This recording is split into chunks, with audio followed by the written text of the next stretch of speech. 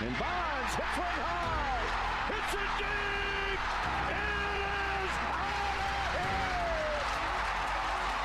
7:56. Bonds stands alone. 17 seconds from Game 7 or from championship number 6. Jordan, open. Chicago with the lead. Washington outside left. Roethlisberger has time. Throws to the back of the end zone, and it is caught for a touchdown by Holmes. Minute remaining. And they're putting Curry in the pick and roll, trying to get him on Irving. Irving and Curry, one-on-one. Irving puts it up. It's good. Kyrie Irving from downtown. We're sending it in, Jerome. That's for damn sure. Yes. What is up, everybody? Welcome to Taproom Sports Podcast. I'm your host, Jordan Stacks on Stacks on Stacks. Let's joined with Mr. Big Ball and Ben Larson. Hey.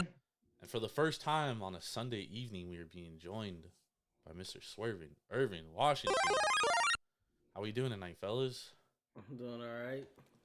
Can't complain, man. How was the weekend? Weekend warrior over there, Ben? Always. It was good. How much Hating, dreading going back to work tomorrow, but you know, I bet it's you what it is. I bet you love that extra hour of sleep today. Oh, it was beautiful. Absolutely beautiful. Got Friday off, so I'm looking forward to a nice short week to get ready for this next weekend. Hell yeah, man. College basketball starts tomorrow too, by the way. Basketball start, yeah. I'm gonna be up in Oregon, so I get to check out. I'll be at Widmer. I'll be at Deschutes. I'll be at When you going there's to a couple Oregon? small breweries up there too. Kid we know plays for Lewis and Clark, so we're gonna go and watch his last college football game. So This weekend? yep. Oh, nice. So we'll be up there watching some D2 football. Hell yeah, dude. That's what's up. Yeah. Man, we got a big show on deck. And as many of you know that watch this show every Sunday, our Sunday show is we also have like a lot of beer revolved around it. Yep. Irving doesn't drink beer, which is okay, dude. We aren't gonna like peer Nah, pressure. it's not that I don't drink beer. I just don't have no bear. Oh, Yeah. Okay. All right. It was a last second addition to this, so It was. The only thing I don't drink is IPAs. Oh, I got a pale and I got a amber tonight. So I got an IPA for my first one, and I have a very special beer that I cannot wait to drink for my second one, which I'm not gonna reveal yet. We're gonna save it. So both of mine are pretty interesting tonight. So I'm stoked about these. But drinking that poison, I see Jordan. oh man, I love my IPAs, man. So does Ben, dude. You know? I do too. Yeah, I cannot lie. But yeah, so let's talk about that a little bit for the people who have only been listening for a little while or only listen to our weekday shows. So we review and drink a couple beers per podcast. We want to make sure that we get our kind of our beer influence out to everybody. We started this podcast as a podcast where we were sitting at a bar drinking beers. That's kind of the focus that we wanted to to get while we're talking sports, and wanted to bring that to you. So we're going to be drinking 2 beers per podcast. We're going to let you know what we think is a good beer and a bad beer, rated out of 5 at the end of the show. Got to make sure that you guys go to Tavour. You can get some of these beers on Tavour.com. Download the Tavour app. Use promo code TAPROOM when signing up. You'll get $10 off your first purchase of $25 or more. So Jordan, tell me what your first beer is tonight. So my first beer is from a brewery that both of us are pretty familiar with. This is from El Segundo Brewing Company down where Irvin's near in El Segundo, California, which is, for those of you that live under a rock, that's in Los Angeles County, near the coast, near my hometown of Manhattan Beach, California. This is the Mayberry IPA. Your hometown? Well, my family's from there. Okay. I'm not from there, but my family's from there. Okay. But this is the Mayberry IPA. And as you know, Ben, you're familiar with, El Segundo does do a lot of different IPAs and Yep. pale ales. So it's usually something I like to stick to from them. I don't usually, veer off with El Segundo Brewing Company. I usually like strictly stick to their IPA. So I saw this one the other day, had to pick it up. Looking forward to this one. First taste, the initial aromas and stuff, very earthy, which is something that I love with my IPAs. You know, the Citra hops, the Mosaic hops. You could really taste those in it. Irvin's over here like, what the fuck?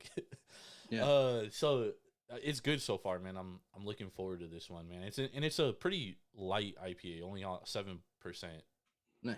which is on the lighter side for an IPA. Nah, it's still pretty heavy for a single IPA. But It smells so good. Danky it'll do too, some work. man. What's that? It's danky too. It's danky. Okay, so you're probably gonna get some more of those Cascades and the Simcoe hops in there too. So Yeah, we'll move away from the It doesn't say ones. it doesn't say the hops in here. Oh, it does say Mosaic hops. I was Okay. right.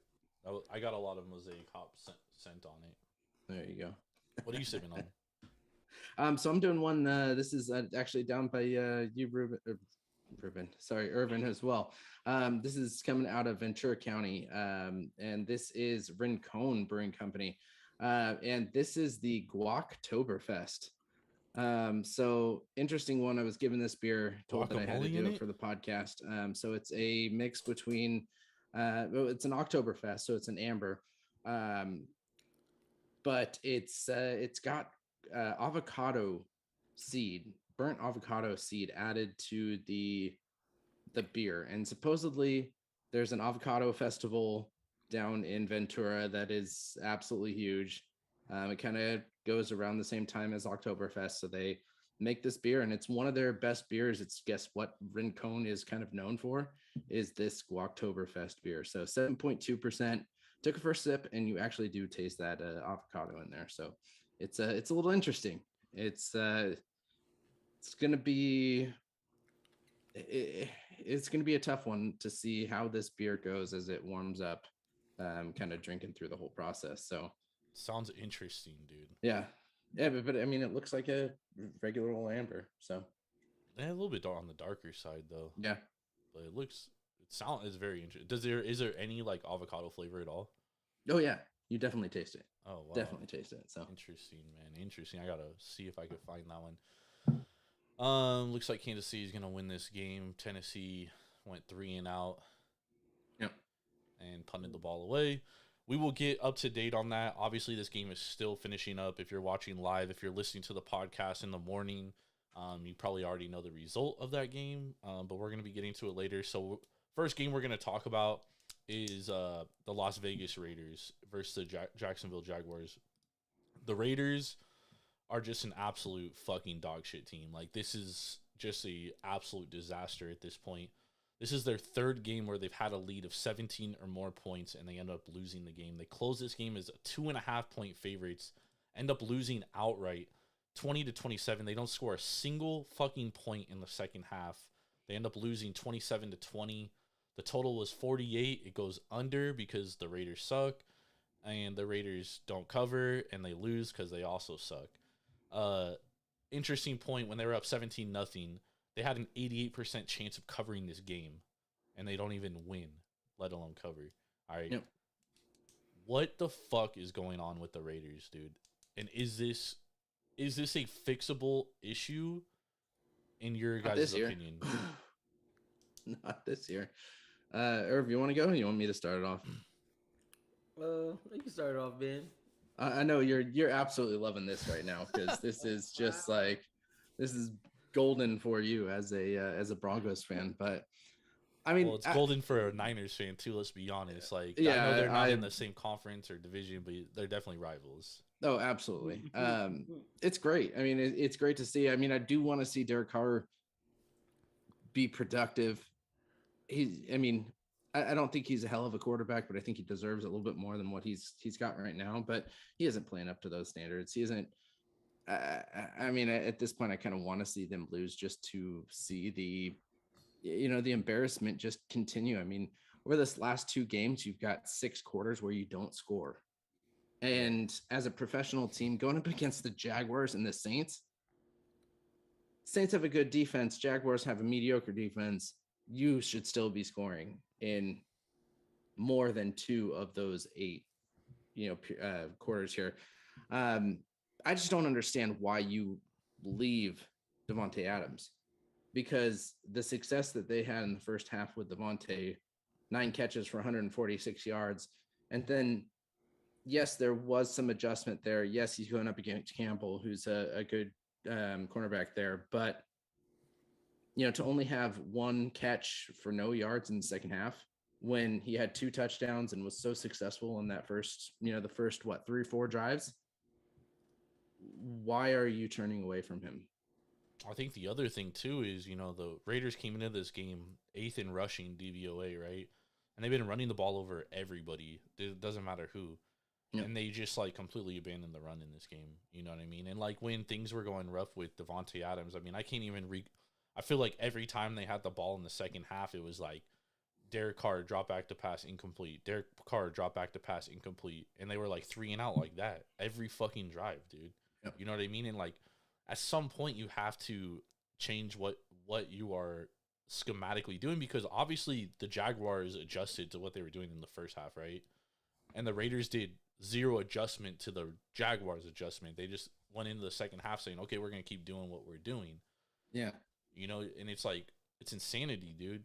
But I mean, it's in the NFL, dude, blowing a 3-score lead is very uncommon. We're talking about professional football players, right? Yes, it happens 3 times in a season. Dude, It's happened 5 times in the history of the Raiders organization. We're talking about an organization that dates back to the 1930s. Yeah. And it's happened 3 times this season, which tells you how bad it is. Yeah, and Jordan, to go into your point from earlier, second half drives, 5 plays for a punt, 9 plays for a punt, 3 plays for a punt, 4 plays for a turnover on downs, and 4 plays for a fumble. Dude, I mean, it doesn't get any worse than that, dude. And it's 8, 6. And the Raiders they're in this difficult position too, because you hire Josh McDaniels and the GM together, right? So they're not going to fire Josh McDaniels, you know what I mean? Yeah. And to be honest, yes, it is his fault, and it isn't his, there's a lot of blame to go around here. You know what I mean? And I think it all starts with that win against Cleveland last year. Remember last year against Cleveland, if they lost that game, they're eliminated from the playoffs. Well, Cleveland happens to, their entire team gets COVID. They postpone the game 2 days. They end up playing it on Tuesday, and Cleveland's missing 70% of its starters on both offense and defense. The Raiders barely win that game, 16-14, and that kind of put them on that trajectory to make the playoffs. It was a total fool's gold run to make the playoffs, and it gave Mark Davis the impression, well, this is a team that's a couple pieces away of winning. No, dude, it's not. This is a team that has a lot of fucking flaws, and they didn't go after and fix any of their flaws. The offensive line still fucking sucks, and their secondary stinks, dude. I mean, Trevor Lawrence was out there looking like fucking Peyton Manning, dude. He hasn't looked as good all year, bro. He was dotting those motherfuckers up all second half, bro. Yep. The Raiders, dude, this team fucking sucks. Well, looking at the schedule, I can see them being a 4-13 team. Yeah. I mean, and that's having to get a big win next week against the Colts. Bro, you blow 3 17-point leads, you deserve to lose every fucking game, dude. You have no sympathy from me. I mean, they can lose every game going forward. They've got the Colts, then the Broncos. The Seahawks were playing out of their mind. They'll beat the Broncos because they own the Broncos. I know Irv don't want to hear that, but it's true. But still, they can own us all they want. The way that they're playing, I don't see that as a win. The Chargers, I mean, even at this point, I think the Chargers can beat them. The Patriots, the Steelers. I mean, I don't think the Steelers are going to beat them on Christmas Eve, but they can. Yeah. So,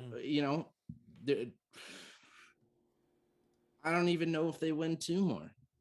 I'm giving them the benefit of the doubt that they're going to win that Colts and the Steelers game. Or what do you think? McDonald's, I'm loving it. I don't know. I can't even say I'm surprised. I didn't think they was gonna be this bad though. Yeah. Honestly, I thought they was going to 6 or 7 games, maybe 8. But dude, this shit is terrible. Carr, he starts off. Most Raider fans think he's a top 10 QB and he can lead them to the playoffs and all this other shit. And then after that, it's after the scripted plays or teams adjust, it's he just folds. I get it that the offense should be good. I understand. I think Waller missed the last 2-3 games, so I know that has an impact on their offense. But when you're running the ball like they was running the ball, why the fuck would you go away from that? Yep. They didn't even try to establish a run really either. And then I understand going to Devontae early and often. He's the best wide receiver in football. He's been frustrated with the offense, his production. So, of course, you want to force feed him some. But the way they was rolling in the first half, if you add the run to that, they fucking blow Jacksonville off the field. Yep. But they fell in love with the pass. Jacksonville adjusted. They started making plays, and the Raiders just stopped. Like, it got to a point where I cut the damn game off. I started watching Troy or some. Bro, I stopped watching it too. I was like, all right, this game's over. I had Raiders -2. I was like counting my money and shit. Like, okay, we good here. And then next thing I know, I'm getting updates, and it's like fucking 20-17. I'm like, dude, what the fuck is going on, bro? And I like turn the game back on. I'm like, dude, come on, bro. This is not happening again. Yeah, so is I don't know, man, because like you said, they hired the GM, he hired his coach. McDaniels is Now they hired them together, similar to like John Lynch so, and Shanahan. Everybody was telling me 6-time Super Bowl champion. He learned his lesson from Denver and da. Bro, well, this is the thing. All bad. I think Josh McDaniels. I think he's a great offensive mind. Exactly, he's not a head coach. He's not a head coach. There's a lot of guys like that. For you to be a head coach, you have to be a CEO. You got to manage all 3 phases of the game. Yep. And honestly, I think it takes away from a head coach to call plays. Like going forward, it's only a certain amount of head coaches that's that special that could call plays and still be an effective head coach. You know, your Sean McVays, your Andy Reid's, guys like that. You got to be cut from a certain type of cloth. So I think most of these coaches need to stop putting too much burden on already running a whole damn NFL team, which isn't easy, and you want to be a master play caller and scheme defenses and offenses all day. Like, you just need to sit back and be a CEO and manage your football team. I think that hurts them as well. But honestly, they just, I don't know, they can't go through a rebuild because they put too many. They gave Carr an extension. They gave Adams big money. They gave Chandler Jones washed ass a big contract, and I got laughed at for saying that Randy Gregory was going to be a good signing for Denver. But that's neither here nor there. But I don't know what they can do. Okay, I think they got no first-round picks because they traded the first-round pick for Devontae. I don't know, man. I guess they're going to have to hit free agency hard because they got to upgrade that secondary and they got to get better on that O-line. That's the 2 main needs. And it's hard to upgrade your O-line without draft picks. Without draft picks, because you gotta. That means you would have to overpay for free agents, and you might overpay the wrong guy, and your ass would be stuck with that big ass deal for 4 or 5 years. Yep. Another bad thing with them too is they gonna re-sign Jacobs because they didn't pick up his 5th-year option. Dude, I think signing running backs is a little.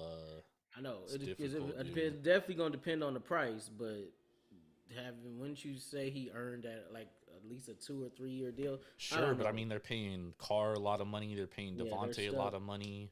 Exactly, they're stuck. And on top of that, or they need a deep threat. Like they don't have that deep threat, and I think that takes away from their offense too. Yeah, they deep threat went deep down one of those streets in Vegas doing 155, and we know where he's at now. Dude, shit. Let's go, y'all. I don't know, man. I love the Raiders in shambles. They fans was all hyped this offseason. Some of them said Super Bowl or bust. Well, they definitely bust, but yeah. I don't know, man. I hope they can see the light at the end of the tunnel because right now that shit is looking all bad. You got to pay Carr $40 million starting next year. Yep. I don't know. Good luck to him. I got my own backyard to worry about, but I'm loving this shit. Sorry, ass Raiders. That's how I feel, dude. Like the Cardinals suck too, but it's like this is. But if your team suck more than mine, yeah, it's bad, dude. Good luck to you. It's bad.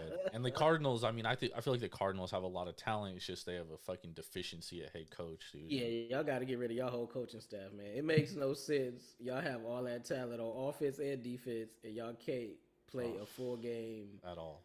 a competent game plan, a strategy. Is like y'all come out and after the first quarter is just backyard football. It's literally just fucking trash, bro. I'm just chilling over here. Yeah. Well, you're a not your team's just hurt, dude. Once they get Yeah, healthy, Yeah, they'll we be know your okay. team is damn near a Super Bowl. You know your team is a Super Bowl contender. Yeah, once they're healthy. All right, let's talk about Devontae Adams' former team, the Green Bay Packers, Oof. who have now just lost their 5th game in a row, dude, to the Detroit Lions in Detroit. The Packers had 4 red zone opportunities. They went 0-4 in this game in the And red two zone turnovers. with 2 Yep. interceptions too from Mr. Rogers. Deja vu. the Guess how Packers- Broncos lost week 1. Yep, the Packers closed this game -4. The total was 49. So the Lions, obviously they cover the 4, win outright, and the total goes under. Just a heads up, the Chiefs Titans game is going to overtime. Yeah, OT. Chiefs That Titans going to overtime. surprises me. Yeah. Back to the Packers game real quick. So the Packers lose this game outright 15-9. I mean, the Packers offensive woes just absolutely continue, dude. And I just want to get your guys' thoughts on what you think is the problem here in Green Bay. I'll go first. This game, they totally overthought, beat themselves. You're on the 1 yard line twice, and you're running fucking play actions and drop backs, and When you have AJ Dillon. you have AJ Dillon and Aaron Jones. And I think Aaron Jones has been averaging damn near a touchdown or 2 a game. So why not get a ball to your best playmaker on the goal line 3 times in a row? 4 times in a row if you have to. And then after those mistakes, you could clearly tell Rodgers was pressing. After that, he threw 2 more terrible interceptions. We were staring down the wide receiver the whole way, and the defense it looked like they knew what was coming. It's a mixture of Rodgers. It's a mixture of Rodgers not trusting his teammates, and on top of that, you can tell that they're starting to they're over Aaron Rodgers. Like it's Dude, always me. Lil Wayne even said that he's I over was just Aaron gonna say that. Rodgers. Yeah. Yeah. Even Lil Wayne said he's over Aaron Rodgers, and he called Aaron Rodgers the GOAT. But you know, man, I think it was better for them just to move on and see what they have with Love and brought back Tay, because Aaron Rodgers is clearly, it's like he's checked out, man. It's not even like he don't even care no more. Yep. And I know deep down inside he does, but his play on the field is he's out there just fucking winging it. It's like the only receivers he trusts he trusts Tungen and he trusts Lazard. Other than that, it's just I'm gonna throw it to whoever I think is open, and it clearly didn't work today. I think you're right about the players, like how they're responding to Aaron Rodgers, because I kind of feel the same way about Tampa and Tom Brady, and the fact that like I feel like both Aaron Rodgers and Tom Brady, and like, you know, as I get older, I kind of like start to understand this too, is like, you know, they're working with people 2 generations basically younger than them at this point, you know, and it's hard to connect with them on that kind of level, because yeah, you know, guys will respect you for being who you are, right? They'll respect you for being Aaron Rodgers. They'll respect you for being Tom Brady. But at the end of the day, it's like you said, if it's all about me, like Tom Brady, for example, like he's going off, you know, the night before a game and going to fucking Kraft's wedding and stuff. You know what I mean? It's like, well, I can't do that. What the fuck? Taking extra days off. Yeah, like I understand he is who he is, but he's still part of the team. Yeah, exactly. I think you take a Monday, Tuesdays, and I think some even Wednesdays off some weeks too. No, he's in Monday, Tuesday, Wednesday off, Thursday, and then Friday is just a walkthrough for him. He doesn't actually throw. Yeah. So I mean, I totally think that is a legitimate thing with both of these teams, dude. And like speaking on the Packers, you know, like their offenses just look like totally disconnected all fucking year, dude. And it started with that first game when Rodgers had Christian Watson wide open, throws in the ball, and Watson drops it. It would have been a TD. I feel like after that, he was just like, fuck it. Like, fuck this season, dude. I'm getting $50 million a year. Yep. Fuck it. I'm getting my money, dude. Like, it don't even matter. So, and I think, you know, I think a part of that is LaFleur, too. Like, I don't think LaFleur was built to be a head coach. I think he was gifted a good team. And now that, like, the team isn't necessarily as talented as it was the past couple of years, now you're seeing his deficiencies as a head coach, right? And I think... When does he get fired? Sorry, go ahead. I mean, that's a good question, Ben. I don't know though. You know what I mean? Because they got the Cowboys, the Titans, and the Eagles, and right now they're losing all 3 of those games. I don't think they'll fire him after this year. He probably won't get fired after this year because remember they just gave him and the GM extensions, and the GM hired him as his number 1 guy. So he'll probably he might see out the life of Aaron Rodgers' contract, and if they're not, probably the year after that, or maybe 2 years, if they're not competing or not good. Watch them trade Rodgers this offseason. Seattle. That could be an option. I don't know if Seattle would trade for him, Ben, especially with how well Geno Smith is playing. I mean, it also depends on who takes who at the draft. Yeah, there's good QB prospects coming up. So also, is Geno a free agent after this year? Yeah, but I guarantee Seattle will sign him. Well, it depends on how much you want. Because if he's playing like this, he's gonna want starter money, and he's probably gonna want some security too. So I don't know what kind of he'll probably get like a short term, $22 million deal similar to like Jimmy G, with like incentive based. But a team that I could see trading for Rodgers is a team that like just loves to suck, and that's the Commanders. Commanders, Houston. No, not Houston, because they believe in Davis Mills. Probably Indianapolis. Yeah, they believe in Davis Mills until the end of the season. They go 2-15. Nah, but Rodgers wouldn't accept that trade. Yeah, and also I don't think Davis Mills is that bad. He doesn't have a ton of talent around him, dude. No. Only talent he has is the damn running back. And Cooks has still got some tire left in him, but he clearly don't play for that organization no more. So. And the defense isn't like terrible. Like they look good the first half. They just ran out of gas in the second half against the Eagles. They just need more depth. The defense is not bad at all, and Stingley's good. He looked great, and Petrie. Yeah, I like both of them. I actually like Stingley, man. I don't know what's up with Sauce, but that dude gets away with more penalties than the law allow. But that's a topic for later on. Ben, what's your thoughts on the Packers before we move on? I mean, just to kind of push what Irv was saying earlier, I think when you have AJ Dillon and Aaron Jones in the backfield, and Aaron Rodgers is your number 1 rushing player today, is a major problem. 20 carries between the two. I mean, granted, they only averaged about 3 yards per carry between the two of them, but you have to trust in AJ. You have to trust in Aaron Jones, and they weren't doing that at all today. You don't trust in your wide receivers at all either. How can you expect this team to be successful, especially with 2 interceptions in the red zone there? So defense, I think, played well. I mean, they held Detroit to 137 yards in the air and 117 yards on the ground, which you probably hope that you have less rushing yards there. Jamal Williams with 81 today was pretty good, but they kept the offense down for the Detroit Lions, which is not hard, but interception, no sacks. You want more out of it, but it wasn't horrible. It was the offense that was just disastrous. That's been their issue all year. Their defense hasn't necessarily been like absolute dog shit, but their offense has been absolute dog shit. Yeah. Kansas City about to score a touchdown. Are they?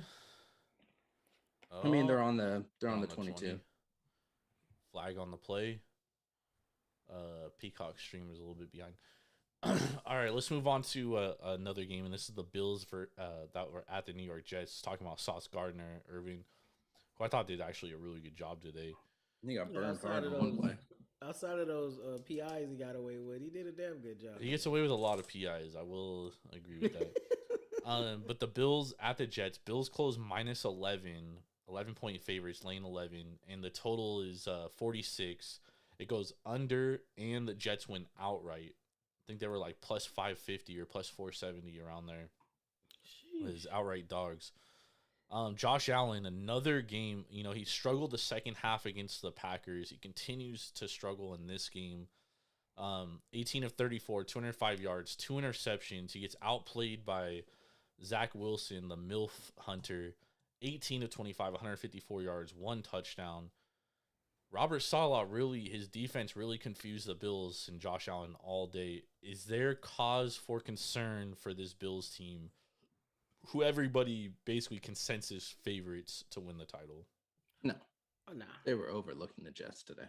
I think a lot of the Jets wins this year are going to be, which they're playing a hell of a lot better than we ever expected them to at the beginning of the season. I think we all knew that they were going to go over. I think it was 4.5, 4.5 wins, yeah. but Close you know 5.5 though. They obviously things were more expected for higher of that, but they were just overlooking. I think the Vikings were what were on their mind coming up next week, and that's what they were thinking about today. The And Vikings everybody's shouldn't be gonna on your overlooking mind. the Jets. The Vikings shouldn't be on your mind when you have a division opponent. Yeah, but it's the Jets. I don't think you have anything to worry about with the Jets. You can't look ahead of against division opponents, because But we know they do. if you win your division, you're basically guaranteed a trip into the playoffs. And the Vikings, let's be completely honest, dude, like that's a team that is as fraudulent can be, dude. Like I have no idea how they're 7-1. It literally makes no sense. Like they get outscored, they get outgained in yardage like every single game. And usually lead, like if you're losing yards per play, you usually lose the game. It must be their turn. It got to be their turnover margin, honestly. Who are we surprised are 7-1?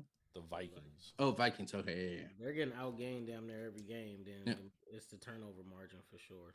But even sometimes it's not even the turnover margin. Like against Or the they Dolphins. or they're holding teams to field goals while they're scoring touchdowns. They're also playing with Green Bay, Chicago, and Detroit in their division, who are actual dog shit right now.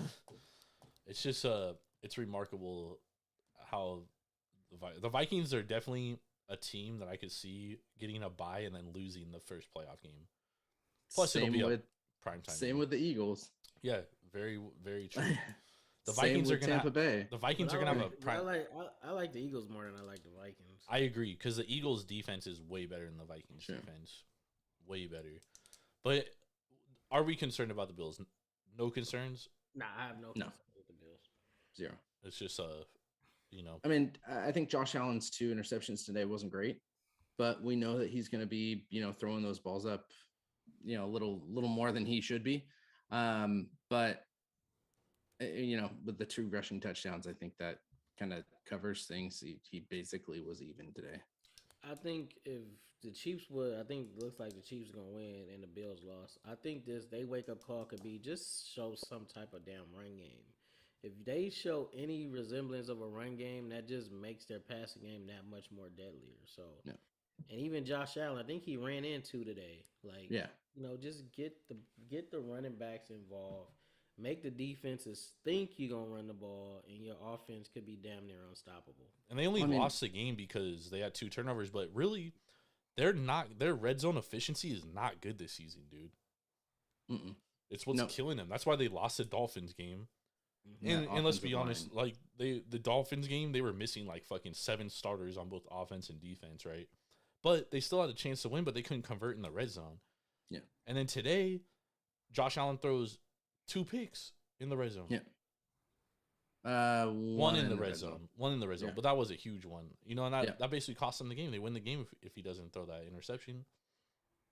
I think you said it right. They got to trust. I mean, just like Green Bay, you got to trust your running backs.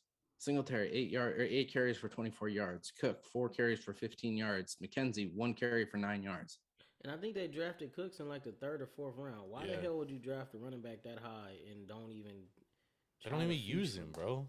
Yeah, they don't even give him the ball. Yeah, I'm like, why would you draft him that high? Which is pretty high. If you draft a running back within the first 4 rounds, you expect him to contribute to your team right away because running backs have a small shelf life, so you want to get them on the field as soon as possible. Yep. And they don't even try to get him the ball or use him at all.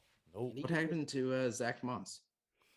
He's done. He lost his position to Cook. So it's basically Singletary's their starter and then Cook, and then now they brought in Hines, so he's like their 3rd down back. Yeah, and then McKenzie is like their running back / slot receiver. Yeah. So I mean, Zach Moss is basically done, dude. Yeah, he probably need to start looking for a new home in this offseason. Yeah. he definitely didn't pan out. Like, well, he also got injured, but he was never the same after that injury. Yeah, I think he got overused in college and he just wore down in the NFL. Shout out to the Utah Utes. Yeah. All right, one more game I want to talk about. Hopefully, by the time we finish this game, this fucking Sunday night game will be over. But the Titans are at least going to get a chance to go down the field and maybe win, maybe tie. I don't know. Bud Kerr just hit a 28-yard field goal. Okay, so 20-17. Dude, why is Peacock behind? This is why I hate these streaming services, bro. Like, why are they always behind? I'm on ESPN's live feed, so Maybe you should hit live and maybe it'll fast forward. Nah, it is, dude. It's It's lagging. it's Just not. think about back in the day, when the finals wasn't on live TV and you had to watch it recorded. Well, back then I was like a little teeny weeny baby, dude. So I'm not that old, dog. Shut the fuck up. All right, let's talk about this Rams versus Bucks game. So, I was the lone wolf on Wednesday or Tuesday when we did the pick show. I had the Bucks to cover. It was a push, but they still won the game outright. Man, it went under, which we all knew was gonna happen. What a phenomenal comeback by Tom Brady, dude. I mean, bro, 44 seconds though, dude. He had to go down the field and he does it. You know what I mean? And honestly, like, they probably would have won this game by like 14 points if his receivers didn't have 7 drops. They had a lot of drops today, dude. They did not help him out at all. And it was those were wide open balls some too. Bad like, drops, dude. You're dropping these on both sides too. I mean, I think we saw Van Not Jefferson. as much as Van Jefferson had one. No, Van Jefferson was on the ground when he caught it, or should have caught it. But the Bucks had 7 drops, dude. The Rams only had 3. 7. No. Yeah. The Rams only had 3 drops. I don't buy that at all. I definitely saw more than 3 from the Rams. Look it up. And this crazy thing is that both of these teams still might make the playoffs. I think the Rams are going to have a tough time making the playoffs. Yeah, I don't think the Rams are going to make the playoffs, dude. As dog shit as the NFC is, I don't see it, bro. Because now the Seattle Seahawks are probably, it would take a miracle for the Seahawks not to make the playoffs at this point. Yeah. And then the Niners are going to make the playoffs, right? So one of those teams is going to win the division. The other one's going to be the wild card. There's 2 or 3 wild card spots now. 3 wild cards. Yeah. You got Atlanta at 4 and 5. And then you got Green Bay. You've got the Giants at 6 and 2, and the Cowboys at 6 and 2. Yeah, the NFC East might get the next 2 teams, dude. Yeah, that's true. And the Western names do have it, but the Rams own the tiebreaker over the Falcons. So yeah, but both of those teams are probably on the outside looking in at this point. Because at this point, like, there's. Do we expect the Giants to finish with a winning record? I mean, they're 6 and 2, dude. Like, it would take a miracle for them. They would have to like lose hella games for them to. It depends on their schedule, honestly. Yeah, I'm pulling that up right now. Because it's like the Seahawks, dude. They're what, 7 and 3 or 6 and 3? 6 and 3. So the Giants have the Texans, the Lions, the Cowboys. The 2 against the Commanders. The Eagles, the Vikings, the Colts, and the Eagles. Damn, Malik Willis sucks, dog. 1, 2, 3, 4, probably 5 wins there. Damn, so it looks like they are gonna make the playoffs. Yeah, it's crazy to me how the NFL this season is like there's like 3 or 4 really good teams, and then there's like a bunch of shit, and then there's like a ton of fucking dog shit. What happened? Willis just sacked for 12 yards. This game's over. Nah, I just 3rd and 21. Right, yeah, I just saw it right now. Damn. He tried to escape as best he could, but that offensive line doing him no fucking favors, bro. Yeah, they got a lot of injuries. And the Chiefs don't even have Frank Clark, dude. Damn. Oh, he's gonna get sacked again. Yep, 5 yards. Another sack. Yeah. Ball game. 4th and 26. Sheesh. What could go wrong here? What could go wrong here? Got some Eagles magic in them. Where's Freddie Mitchell when you need him? Yeah. Shit. But what I wanted to ask is, Are the Bucks back? Does this give them some kind of juice going forward? They have the Seahawks next week in Germany. Yeah, it they're gonna could lose be that give game. them it could give them some juice going forward inside their division, but outside their division, I don't see them winning too many games because as bad as the receivers, bad as the offense played today, if the Rams were any type of functional offense, they would have easily won. Yep. Because that defense is dog shit. Yep. I agree. You got Seahawks, Browns, Saints. I think they get one win out of that. Then you got Niners, Bengal Card. Maybe one win out of that. When did they play the Browns, Ben? What week? Because remember, Deshaun Watson. Deshaun Watson. Oh, shit, Deshaun Watson's back. Yeah, they get After a bye too, so 11-27. They getting their asses creamed when they play the Browns. Yeah. Because Watson gonna be trying to get it back in blood. So they probably get the Saints, a W there from the Saints. Maybe a W from the Cards. Because Winston might not be starting. They're not gifted 3 interceptions. So yeah. And then a win with the Panthers, maybe a win with the Falcons. Chiefs win 2017. Yeah. Incomplete pass to end the game. Under hits, Titans plus 14 hits. Are we concerned about the Chiefs, fellas? Nah, because we know what they need to do. Run the ball. We know what they can do. We know what they're capable of, and we know what they can make that offense a lot more deadlier than what it is. I'll say run the ball 15 to 20 times a game. That's all the Chiefs have to do. Yeah. I like the addition of Tony on that team. Tony's going to be a real nice addition. Yeah. Why is Felipe trying to talk shit, dog? Felipe always talks shit. What is he talking shit about? He said, Jordan, your team's cheeks. I said, yeah, we're cheeks and we beat y'all. Oh, man. Oh, I love it. I don't even know Felipe, but I know he talks a lot of shit. So But the funny thing is like he'll talk shit about his team, dude. Like till the end of the day, like till the death of him, and then he'll start talking shit about your team. It's like, bro, you literally just got done talking all this shit about your squad, about how they need to cut everybody but 2 guys. It's all good. I love Felipe, man. He's a good guy. He's hella funny.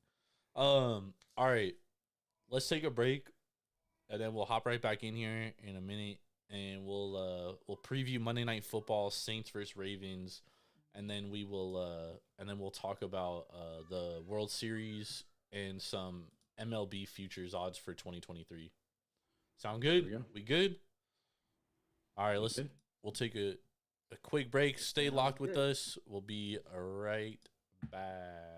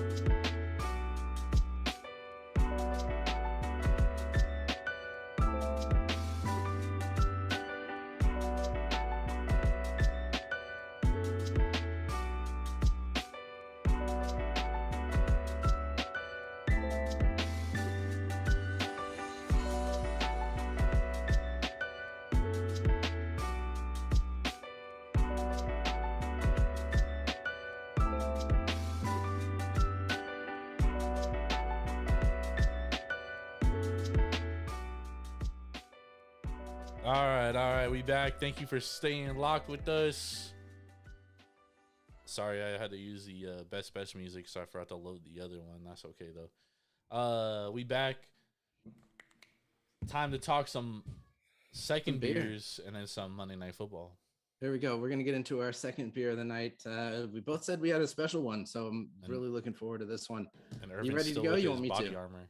Go first, Ben. Go first. All right. So I'm going from a brewery that we all know and has kind of pushed in some of our top numbers here. It is a California beer, not a New York beer.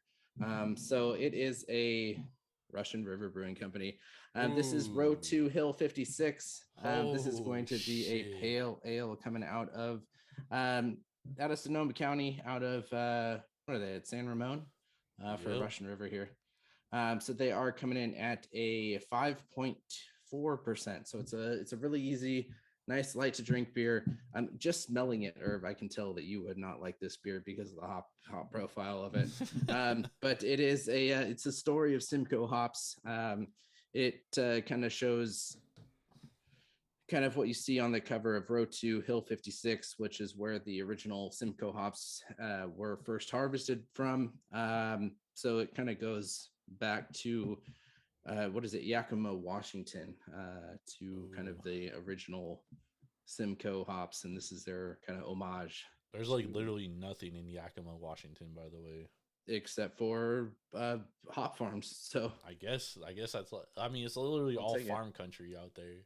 Yep, I'll take it. Nice, dude. I have so this is a beer from Weathered Souls Brewing out of San Antonio, Texas. This is my first beer from them. I've heard a lot of good things from this brewing company. And so when this one came across, I literally had to get it. And it's also a beer that's like rated very highly on like all the beer rating websites, right? What's the one called? Tapped. This is La Mangonada. It's a malt beverage specialty, so obviously it's based off of like a mangonada. It's a mangoes, chili, lime, salt, and chamoy.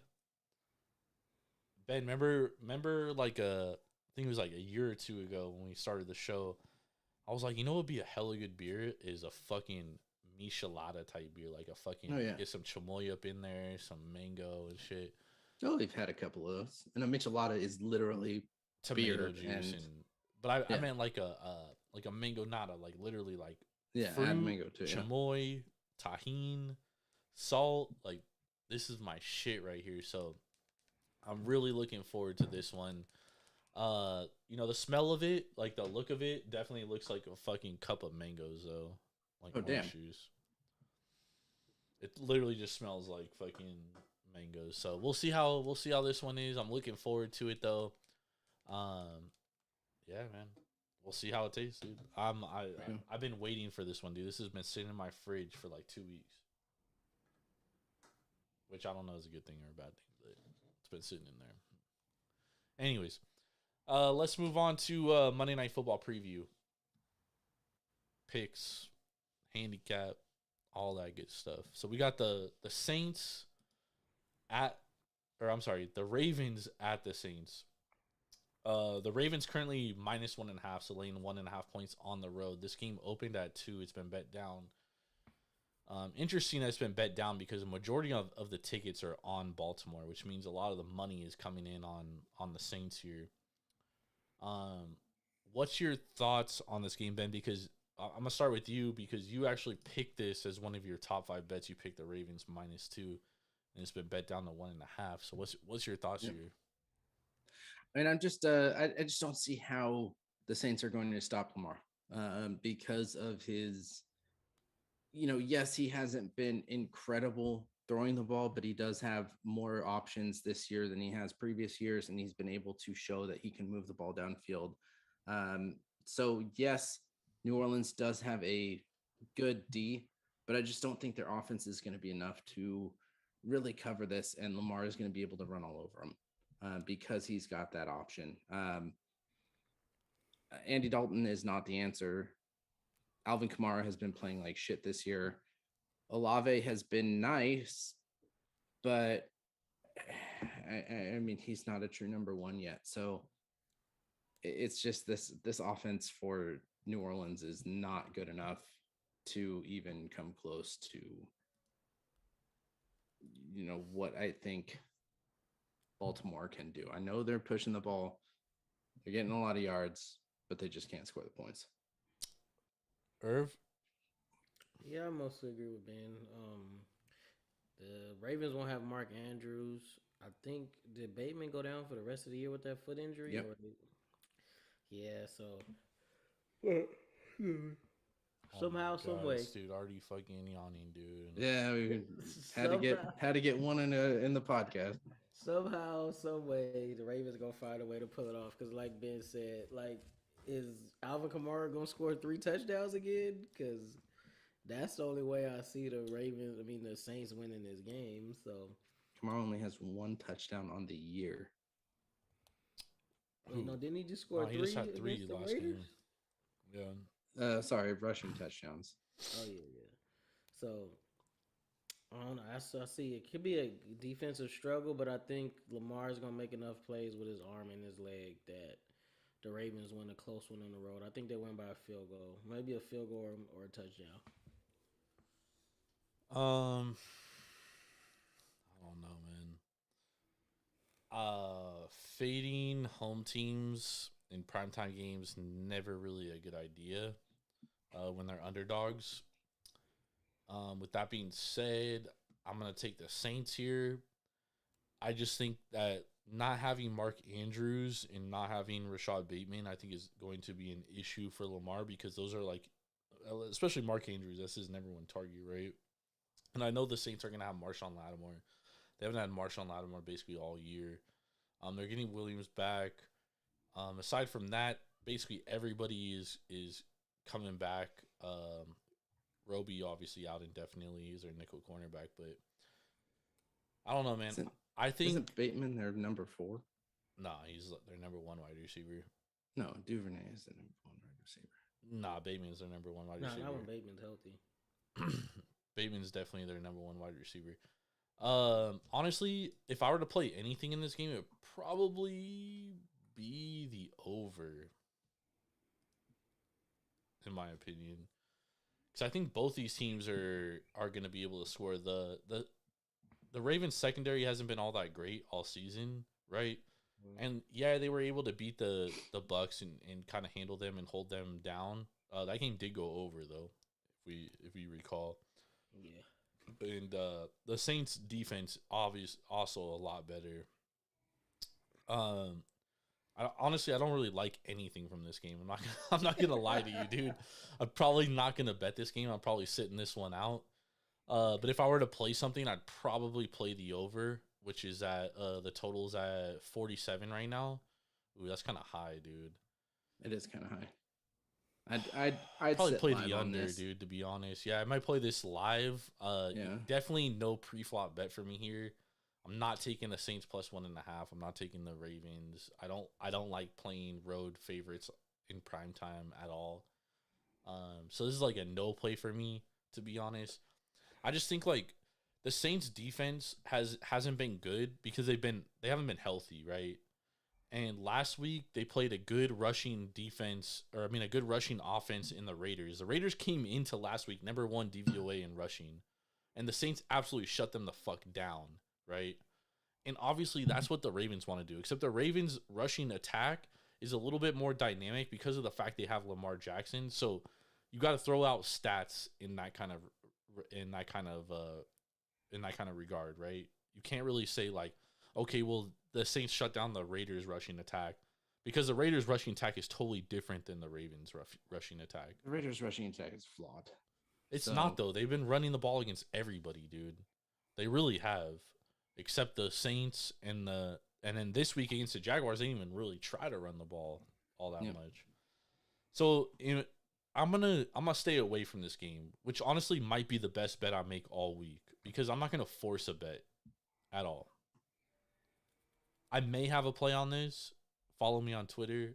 I'm gonna let the market work itself out. If this line somehow trickles up to like 2.5 or 3, and I can like get 3 points for the Saints, I'll take it. this line trickles down to like 1 or a pick 'em, I'd probably take the Ravens. So I don't know, dude. This is a tough game, bro. This is tough. I wish we could get player props for this game a little early. Yeah, there's definitely no props. I probably look at Isaiah Likely props with Mark Andrews being out. Likely over yards, over receptions, anytime touchdown score, maybe even first TD score. Because Lamar Jackson likes to throw it over the middle of the field to his tight ends because it's usually open off the RPOs.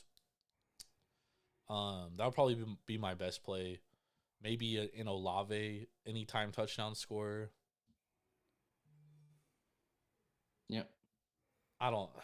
There's just so much unknown in this game, dude, because there's so many injuries for both teams, dude. I mean, if you look at this injury report, it's like a fucking laundry list. It's insane. They both these teams got like a million guys that are out or questionable or probable or doubtful. So I don't know. I wouldn't force a play here. Is my honest opinion. If you put a gun to my head, this game. What's that? I got a good best bet for this game. So. Ooh, all right. We'll save that till the end of the show. If you put a gun to my head, though, I might take the Saints. We know you're taking the Ravens, Ben. You already picked them. I am, yeah. Not my best bet. Ben loves those square plays. They hit like crazy today, though. They do. All right, let's talk some baseball, fellas. So the Astros win the World Series. Shout out to Dusty Baker finally getting it done. Very happy for Dusty Baker to win the World Series. When they got no hit, the Phillies got no hit in game 4. I knew this game was over. I even told you, I was like, man, this shit's a wrap. And you were like, oh, we can still hold out hope. When we held out hope, but the Phillies went on to bat .98 or .63 the rest of the series. So I feel like the magic was kind of done at that point. Yeah.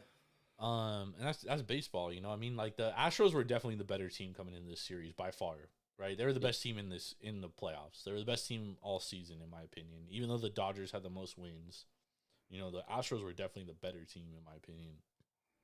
And the Astros win the World Series. What's your guys' thoughts on the world on this season and the World Series?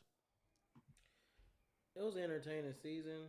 A lot of up and down. A lot of good offense, good pitching. It kind of evened out at the end because in the beginning the pitching was way behind. The hitting was way behind the pitching, so it all evened out. I think it was a very entertaining season. I'm pretty sure attendance was up. You're gonna have a good free agent class now that the season's over, so it's gonna even out the playing field or make the playing field that much spread it about a little more. Because the teams at the top, the only thing that's separating them is pretty much his health and pitching right now. It's pretty sure all of them could hit. So I enjoyed this season. I wish my fucking Dodgers would have won the World Series, but hey, it's always next year. They're still not going to win the World Series next year either. But I mean, we'll see. The series, anything is possible, but there's more than 60 games. They're not going to win. Oh shit, Ben's talking shit. That's fine. When Aaron Judge is a Dodger, we'll see how much shit. Aaron Judge is not going to be a Dodger either. So okay, I don't care what your sources are. Let's throw some friendly wager on this. When Aaron Judge is a Dodger, I'll have the last laugh. Aaron Judge is not going to be a Dodger. If Aaron Judge is a Dodger, I will buy you a Aaron Judge Dodger jersey. If Aaron Judge is a Giant, you have to buy me a Aaron Judge Giant jersey. That's right with me. Done. All right. Deal, the jersey bet. The jersey bet. I don't know. I didn't get a jersey out of the last bet that I made. Y'all should try to sign Trey Turner. Oh no, actually, I did get a jersey out of the last jersey bet I made. It was the one before. Jordan actually followed through. Raider Eddie did not follow through on his jersey bet. So Raider Yeti did not follow no, through on his jersey bet. I'm getting Just my like them sorry ass Raiders can't follow through. yeah. I got my Steph Curry. Well, that's what it was. Was the Raiders over 10 wins last year, and they did not get 10 wins last year. So Oh, was wasn't it a supposed to push last year? Didn't they win no 10 wins? Oh, they were uh, under? no. It came down to the last game, and they lost. So it was 9 wins. No, they so. won. They beat the Chargers. Yeah, I think they went. No, 10 but it was and 7 regular last season. year. Yeah, that was the regular season. No. I think they pushed the. I think they pushed. No, it was a win. It was definitely a win. Anyways, Ben, maybe then it was 10 and a half. I don't know. What was your thoughts on the World Series and this season, this MLB season? I guarantee we won't see Philly in the World Series again next year. I agree with that. There's way too many flaws with this team. It was definitely a Cinderella story, for them to get here, and they did a hell of a good job getting there. But the World Series was kind of an embarrassment there. Starting pitching, they need help with. Batting, they need help with. I mean, you got to have your big guns come out and hit in playoffs. And in the playoffs, they were okay going up to the World Series. But you look at Castellanos batting 125, Rice Hoskins 120, Brandon Marsh okay at 230 there. JT Real Muto 167, Segura 143. Bryce, damn. Where's Harper 200, in the World Series there. And this is the time that you need to step up, and they didn't step up offensively. And I know Astros pitching is really good, but you have to find a way to get on base, and they didn't do that. What was it? Only 22 walks in those 5 games too. You gotta get on base, and that's the only way that you can get in. Or sorry, 6 games, only 22 walks. You have to find a way, and they just didn't do it. And offensively, I don't think this team has enough. Well, offensively, I feel like they're better than the Astros. I feel like they have the better lineup, right? Like if you look at the teams, Bryce Harper is the best player on both teams, right? Second best player is probably Yordan Alvarez. Third best player is probably Schwarber, hitter. Hey, they didn't show up. They didn't show up in that game, but I mean, like, the Astros got the World Series MVP was Jeremy Pena. You could put Bregman there. I think you could put, oh my God, why can't I think of it? Gurriel. I know he didn't play the final game, but Gurriel, he was dog shit all season, and he was like their best hitter throughout the postseason. I mean, he bat 242 during the season, not great, but still. That's trash. And Jeremy Pena, I mean, the second half of the year, the guy was absolute dog shit. I mean, like, he had like a 72 WRC plus at one point in the season, which is like way below league average. And he was like their best hitter in the postseason or in the World Series. I mean, that's just what you need. You need guys to step up in the big moment. The Phillies, unfortunately, they didn't have that. And I feel like the no-hitter, like, it literally just deflated them as a team because they had so much momentum. They hit the 5 home runs in game 3. And then in the game 4, they get no hit. Shut down. And it was just like, after that, they knew, like, okay, we don't really have the starting pitching and the pitching depth to compete with the Astros. Like, and I feel like the Phillies offense put way too much pressure on themselves to do everything. When you think after game 3, they would be coming out being like, okay, we can do this. We came back from a huge hole in game 1. We come back and destroy them in game 3 after taking the game 2 loss. So I'm saying the no-hitter just deflated them because they did have I'm not a big believer in momentum, but they did have, like, they had the momentum, dude. Like, they dominated game 3. They win game 4, and then they probably win the series. You know what I mean? Yeah. But game after that, they struggled hitting the ball. I mean, they just couldn't hit. You know what You I got mean? Alvarado throwing a 10.8 ERA. You've got Aaron Nola 8.64, Syndergaard 6, Wheeler 5.23. Like I mean, I know Alvarado isn't their starting pitcher, but you can't have that from your starters. Yeah, and there was a lot of questionable decisions from Rob Thompson too, like the fact that he let Aaron Nola walk the bases loaded, no outs in Game 4 before pulling him, right? Yeah, That was horrible. And then in Game 6, he pulls Wheeler, who only has 72 pitches, and he was pitching a gem. Dylan Pulls him, the same inning he pulled him 3-run bomb, 3-run home Game run, over. dude. Alvarado left a hanger up there, two-seamer right over the middle of the plate, and fucking Yordan Alvarez hit that motherfucker to the moon. yeah. Destroyed that shit. Probably. And that's really all Yordan did.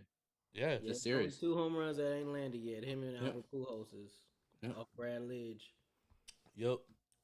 So I mean, the Phillies had a good run, dude, but I agree. Like, I don't think they're gonna get back to the World Series at all. There's some World Series 2023 odds up. And this is a thing about this market right now. This is a good time to invest in futures because it is before free agency. So if you feel strongly about a team pre-free agent, now is the time to jump in. For example, the Dodgers are plus 500 and they only have 3 guys under contract for next year. You know what I mean? I would not play the Dodgers plus 500. That's just a stupid bet because you don't even know who's going to get there. However, I've played 2 teams already in this futures market.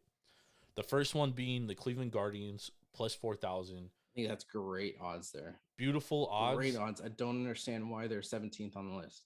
And they basically have their roster set for next year, and it's a roster that probably should have beat the Yankees if there wasn't a rain delay, and they're playing in the ALCS.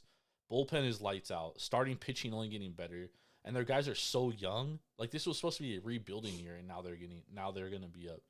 And I'm not saying the Cleveland Guardians are gonna win the World Series by any stretch. I'm saying that plus 4,000, that's great odds, dude. You know what I mean? That's beautiful odds because that's only gonna go down. I guarantee by spring training, that's at like plus 2,200. Yeah. Wait, so that's what 400 to 40 to 1? 40 to 1 to win the World Series. And I also took the Orioles 40 to 1 to win the World Series. Same thing. The Orioles have already come out and they've said they're going to spend money this offseason. Really, their only deficiencies are in their middle infield, which is the best part of the free agency this year because you have Carlos Correa, Trey Turner, who else is a free agent in that? Is it Marcus Semien? Nah, he's locked up. He's snowed up. Xander Bogaerts, Trey Turner, Carlos Correa. There's Dansby Swanson. There's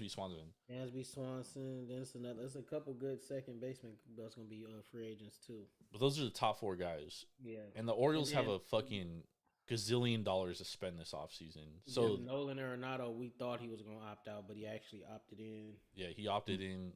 I'm not sure. I don't think the Orioles would have spent money on him, but I think the Orioles are going to be players in the free agent market. And they need like a starter, but they're getting John Means back next year from Tommy John surgery, right? Tyler Wells was dominant when he was healthy this season. They have Grayson Rodriguez coming up, DL Hall coming up, and their bullpen, their top 3 high leverage guys, and Perez, Dylan Tate, and Felix Bautista. Felix Bautista might be the best closer in all of baseball, and no one even knows who he is, right? So I like this team going forward, and I think, I don't think Aaron Judge is going to be a Yankee next year, so I think the Yankees are going to be worse next year. Yeah. And I think the Red Sox are going to be worse next year. I think the only team they're going to have to compete with in that division is the Rays and the Blue Jays. Yeah. So plus 4,000, I think that's great odds. Money to play around with. Yeah, they don't have nothing. They really don't have much. Like, their team is set too. Like, they are who they are, and I think they're flawed. Yeah. And I think I like that Baltimore Orioles. I think that plus 4,000, that's a great bet to take. It's not happening. Get used to it. This fucking guy, dude. It's not happening.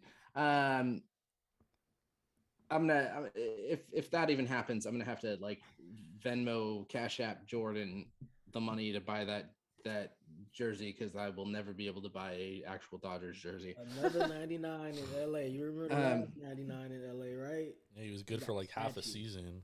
Yeah. It don't matter. He got a statue. That's all that matters. But I think on that same point with that plus 4,000, it's not as good of odds. But I think the Seattle Mariners are there too. I think Seattle is one of those teams that you can also put in the AL that were a year or two ahead of when they should have been competing. I think Seattle has money to put forward to really boost up those young guys to get them some veteran support like they need, and have those options in a really depleted AL West. I mean, I don't think the A's are going to be there next year. I don't think the the Rangers are going to be there. I don't think the Angels are going to be a competitor next year, even though the Angels have. The Rangers will spend money though, Ben. The Rangers always spend money. Angels about to go through a sale. Yeah, the Angels might be wrapped, but the Angels might end up trading Ohtani this offseason. Yeah, either Ohtani or Trout is getting traded for sure. They're not keeping ownership is not going to keep both those contracts. Yep. And I know Bochy just signed with Texas, but I don't know if things are going to actually happen for Texas this first year. So I think this is a good year to take another AL West team. I mean, I still think Houston is going to be one of those teams that are going to be there in the end. But I think at plus 1,900, I think you can look at Seattle. Yeah, my only thing with Seattle, and I don't think plus 1,900 is good enough odds for me. And you said the Mariners might have a lot of money to spend. I don't know that they're gonna have a lot of money to spend, only for the simple fact that like they paid Robbie Ray a lot of money. And then you got guys like Ty France that are coming up for a contract. You got that bullpen like Munoz, Sewald that are coming up for a contract. You just paid JP, what's his name? Crawford. JP Crawford. And, then you got Julio Rodriguez, who you just gave an extension to as well. And then but that doesn't go into play for another year or two. No, it kicks in this year. Does not. Yeah, it does. It does kick in this year. Go to Spot Track. That's all I gotta say. But I don't know how much the Mariners are honestly going to be willing to spend. I think the Rangers are going to be better than they were this year, dude. That's for sure. I really like the Rangers lineup. Seattle's it kicks in, but it's a base salary of $4 million, signing bonus of 15.3. Yeah, but I mean, how much are the Mariners really gonna? How much more are they willing to spend, dude? Do we see DeGrom leaving the Mets? He could, but I don't know how much a team is gonna be willing to pay him. I mean, he's 35 years old, and he didn't look that good, to be honest. Like, I know people don't want to hear that, but he was good like his first month he was back, and then it just like went downhill after that. So I feel you. And he's always hurt, dude. So if it's an incentive-based contract, I guess sure, Does Edwin Diaz re-signing with the Mets have anything to do with your guys' thoughts on the Mets? The Mets right now currently to win the World Series next year, they have the 6th best odds plus 1,100. No. They had a lot of issues this year that I think they need to bring in players to deal with. And they already have such a high payroll, dude. And they have such a high salary, Yeah, the Mets not winning the World Series. We packed their ass up. They lost to the Padres without Fernando Tatis. The Padres are gonna be good next year, but that was gonna be my next question for you guys. Is what do you think the Padres are gonna do at plus 1,400? If they can stay healthy, and if Tatis don't get his shit together, man, they could trade his ass. Honestly, I was gonna say like I don't think he has value right now. Nah, he definitely has value. He definitely has some value. Yeah, he has some value, but I don't think it's the value that San Diego wants. Yeah, it's not gonna be top tier value, but he has some value. He'll get him a good haul. If you could get a legit starter for him, would you do it? If he comes back and he messes with that chemistry even a little bit that they building, Don't be surprised if his ass gets shipped out of town. I want to see him in the outfield. I can't believe I'm saying this as a NL West fan. I want to see him in the outfield with Soto and Kim playing shortstop. They're gonna have to, dude. Kim's a much better defensive shortstop than he is. Yeah, they're not. They're not keeping him in the They already have the third highest payroll for next year, though. And I mean, we haven't even started free agency. You gotta get another starting pitcher. Well, honestly, I don't think starting pitching was like a weakness of theirs, but Darvish is gonna be a year older, and Hader coming back. He's a free agent. He got one more year. I think he got one more year with him. Let me see. Hold on. He might be on arbitration. Yeah, it is arbitration, but I think he got one more year with him. Yeah, but he's on arb, dude. He might get like fucking 10 mil, dude. He might get more than that. You see what's the name just got? Nah, he ain't getting more than that. Not after this season. Nah, probably not. Well, he's probably gonna get like what's the name 100 and some million. So yeah, that. but he has an opt out after 1 year, dude. Who? Diaz. Yeah. That was. I don't think he gonna opt out, but okay. Well, imagine this, dude. If I'm the Mets, dude, I'm praying he has like a fucking better year than this year, which is probably like not gonna happen. And then he opts out, and then we don't have to pay him the rest of the contract because paying a fucking reliever that kind of money is insane, dude. Yeah, it is absolutely insane. I remember when the Dodgers gave Gagne that big ass contract, and look what happened 2 years. Dude, later. I feel like every reliever that gets a big contract, they never live up to it unless their name's Mariano Rivera. Jansen was living up to it for a while, but then it just went all bad. Went downhill fast. All right, let's get some best bets before we get out of here for tomorrow. Y'all got some best bets? I got a couple best bets. Judge to the Dodgers best bets. Let's go, y'all. Man, if you don't shut the fuck up. Ben, what best bets you got for tomorrow? All right, so I am going to go. We're gonna go football here, and we're gonna be talking about tomorrow's game. Sorry, let me pull this up really quick. And we are going to be looking at Baltimore Ravens winning the coin toss for plus 110 odds here. So we're going to be looking at plus 110 odds. Great odds for this. It should be a 50-50 here. But we are looking at the home team does not win coin toss here. So we are going to say Baltimore Ravens win the coin toss and defer. Oh my God. All right. I got two best bets for y'all tomorrow. We're going college hoops. First day back. We're going to go Memphis and Vanderbilt under 140.5. Memphis, with the way that Penny liked to play last year, he really liked to play a defensive style, like to hold teams under. And they were one of the top defensive teams in the second half of last year. So I think they're going to continue that. In Vanderbilt, not a great team. So give me the under 140.5 there. And then we're going to go Weber State versus Washington under 143.5.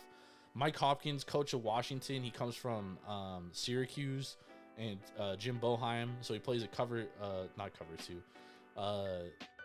He plays a 2-3 zone. I got so much fucking football in my head right now. But I love the under 143.5 there. Weber State, not a great team. They're also not a high scoring team. They're one of the worst offensives. They were one of the worst offenses in the country last year.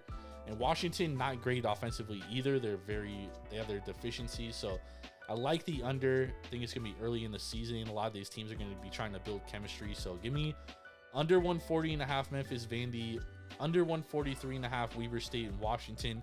In a bonus pick, give me the Pacific Tigers plus 17.5 against Ben's Stanford Cardinal, baby. Let's go. My best bet is Ravens money line. Irvin likes to lose money, I guess. No, I'm just joking. All right, I'll give you a hockey pick here. We will go Edmonton Oilers minus 1.5 here. I think we're going to get an empty net goal on the Washington Capitals. Capitals just have way too many injuries here. They've been struggling. And we're going to go minus 1.5, which is looking at... Oh, I just lost the bet here. How about those Kraken, though? Plus 140. What's that? How about the Kraken, though? They're playing good hockey. For now. Damn, Stanford got their ass whipped by Washington State. Now I just thought about it. Yeah, it was bad. San That Jose was Sharks, college number 1 football, pick though. overall. Let's go. Hopefully. And Bedard.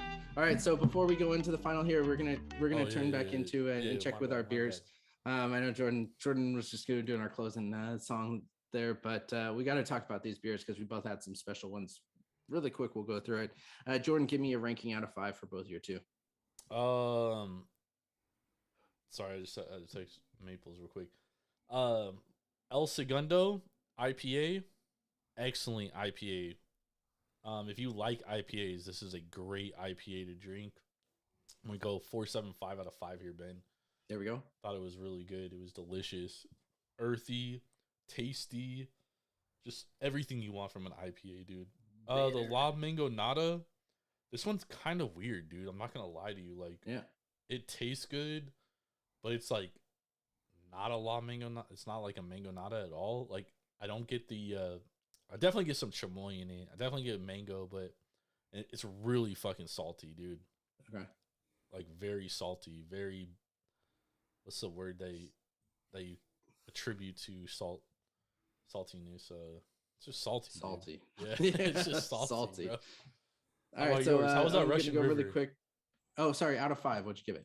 Oh, the La Mango Nada, I'm gonna give a 4.25 out of 5. Like, I would buy it again, I would drink it again, but it's definitely not it's not one of my favorites, but it's good. All right, so I had the Rincon Brewery. I had the Guoktoberfest. This was the amber and avocado beer. This was interesting. I'm going to give this one a 3.75. It was one I would drink again, but one I would not go out of my way for. It does have that avocado taste to it from start to finish, and it's just a little weird. It is not one of the beers that you would really think there are flavors that you would really think that would go well with their beer. So 3.75 out of 5. This Rochu Hill 56, the Russian River Pale here. This is going to be a 5 out of 5. Great beer. It being at 5.4%, you can drink a lot of it, and the taste of it is just absolutely incredible. It's not overly hoppy, even though it's got a hoppy smell to it, and it is a very, very drinkable beer. This is one that Jordan, I'll be sending you a bottle of this because it is top notch. Irv, I'd send you some, but I know you don't like it, so if it's not an IPA, I'll drink it. It's a pale ale though, so I drink pale ale. Okay, all right. You'll like IPAs, dude. You're just drinking the wrong IPA. Yeah, I think you're drinking really hop heavy IPAs, which I don't think you're the biggest fan of. But well, I think they just too bitter for me, bro. Yeah. You see, you're not drinking the right ones, dude. Because there's a lot of great IPAs out there, but after a while, like your palate will start to adapt to like hoppiness. You're not gonna adapt me to IPAs. That's like trying to get me to drink Mad Dog 2020. No, there's a complete difference between Mad Dog 2020 and an IPA. That's like malt liquor. I will send you a good IPA as well, and you tell me if you like it or not. Ben, what's that brewery in Compton called? I don't go to Compton. Crown and no, but you could find their beers. Like, you could probably Crown and Hops. Hell yeah, I go to Compton. Yeah. I didn't know they had a brewery in Compton. I'm gonna go check it out. Yeah, it's hella good, dude. Yep. Hella good. Yep. All right. So that was the podcast. Thanks for everyone for checking that out. We got to get Jordan out here because he's going to be going and hopping on another podcast right now. But thank you again for checking out the Taproom Sports Podcast. Make sure to check us out all throughout the week. We are on Sunday through Wednesday, coming on with 4 podcasts a week. Check out all of our social medias. We're on Facebook. We're on Instagram. We're on Twitter. I don't know how long Twitter's going to be around after Elon's taken over, but we're there. We'll see how things last with that. But for everybody, make sure to go to our website, www.taproomsportspodcast.com. Make sure to go to Devour, use the Devour app, download it, and use promo code TAPROOM. Get $10 off your first purchase of $25. For Big Well and Ben Larson, we got Jordan Stacks on Stacks on Stacks Lats, and we got Swerve and Irvin. We will see you guys tomorrow, where Jordan and Irv are going to be talking about the college football week that just passed. Yeah, we got see you guys soon. College football playoff to talk about. Man, what a week, dude. There we go. All right, y'all.